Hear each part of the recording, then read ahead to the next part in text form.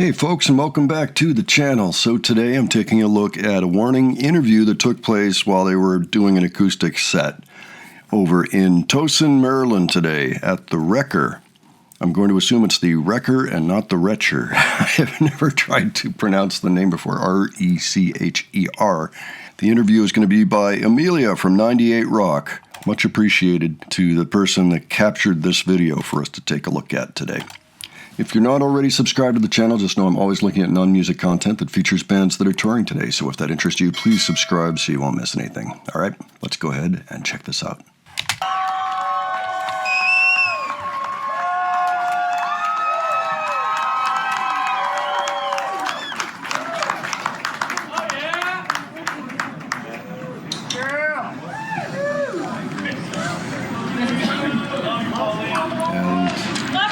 Ready to rock. All right. I can feel the love. Oh, yeah! I'm just waiting for a cue from our radio station. Yes! We are going to do this live. Aha. I think I heard a, well, never mind. A joke. Nice place. This place is cool. Ooh. They said not as cool as you. Yeah. Bienvenido. Hola. Banter's great. I'm just going to let it. Viva Mexico. Love it, love it.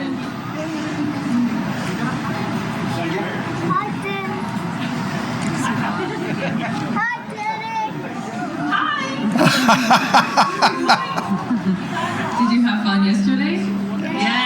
Yeah, I saw you guys. Aha, okay. Rockville, you killed it! Yeah! Charlotte! There's people traveling around Next time for sure. Thank you, everyone. to see this band. The Warning are here. They are on tour. They opened up for Youngblood last night at the Anthem. It was absolutely sold out. I know a lot of you were there last night, weren't you? They have a busy year ahead of them, and they have made a very special stop to say hi to Maryland, and we can't thank them enough. Yay! The band consists of the Villarreal sisters, Daniela on guitar, Alejandra on bass, Paulina on drums with her new drum. Ladies and gentlemen, we're turning 98 Rock over to the Warning. That's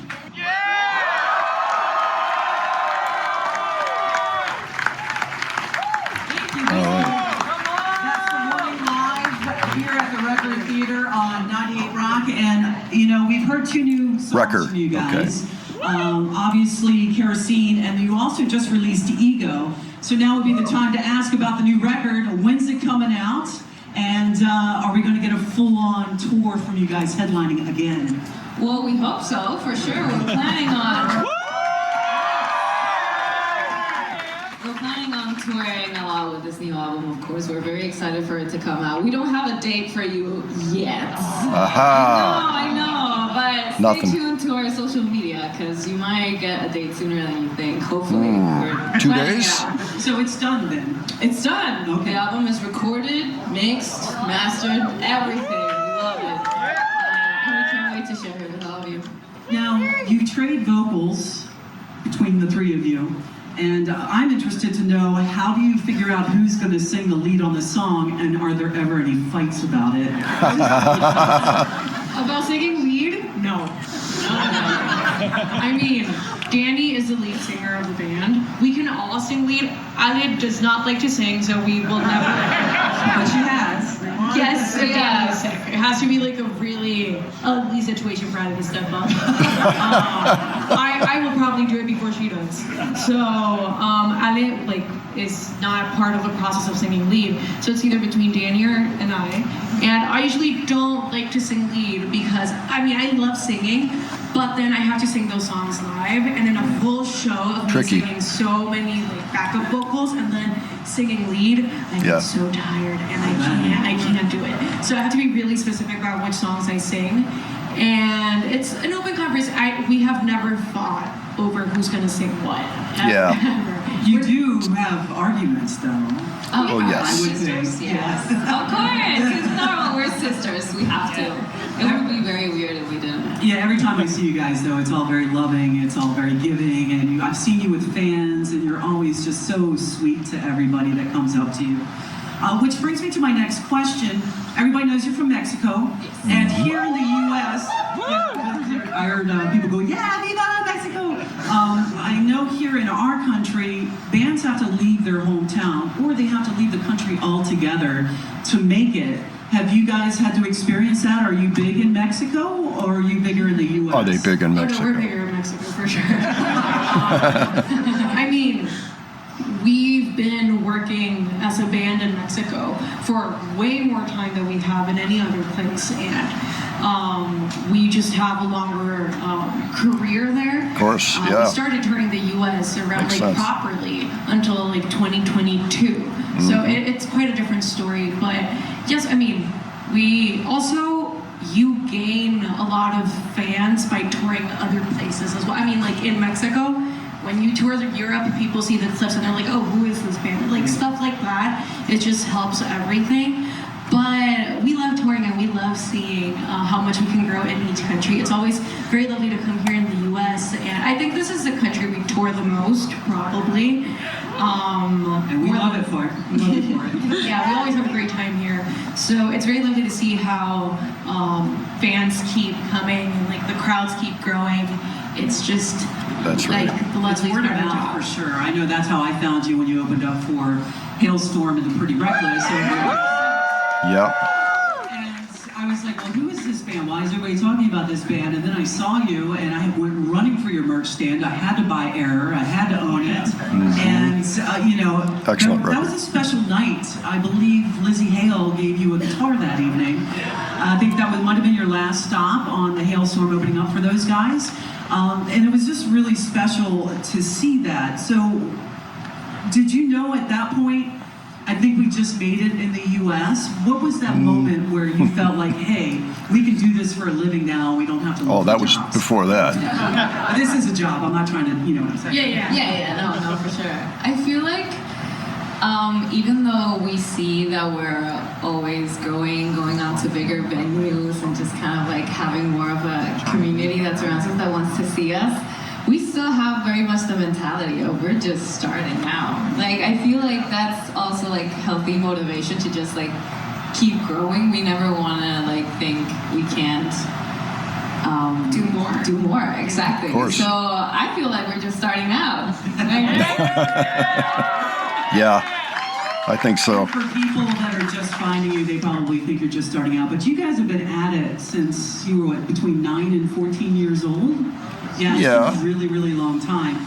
And you were talking about touring the U.S. This is my final question. What's the weirdest thing that you have noticed about our country? Like with the fans and with just, the roadside stands or things like that. This could get ugly. Let me really think about that. Honestly, It won't, but as a non-native English speaker, English is not our first language, sometimes the names of places, you would think there's like Reading. Yeah.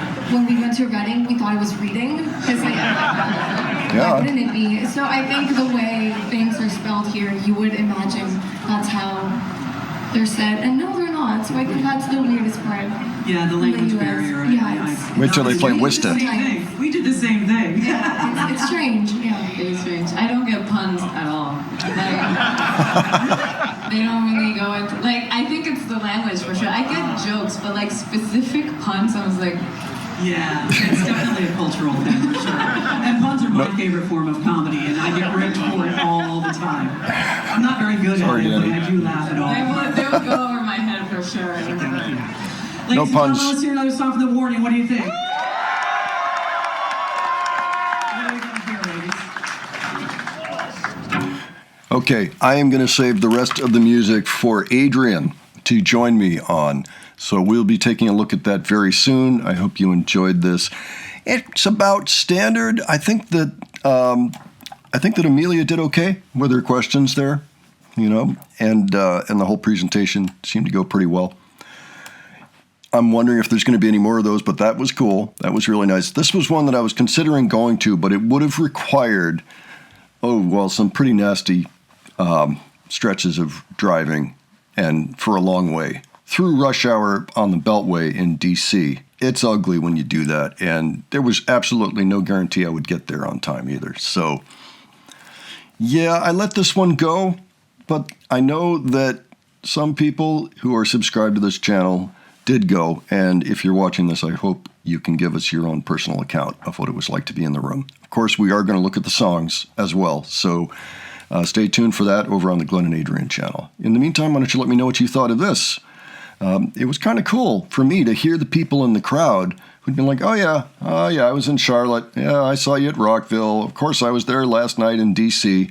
By the way, if you're ever playing or coming through town and you're a band, I know that Danny said Washington a lot. I noticed that, and that's standard. That's what most out-of-town artists will say.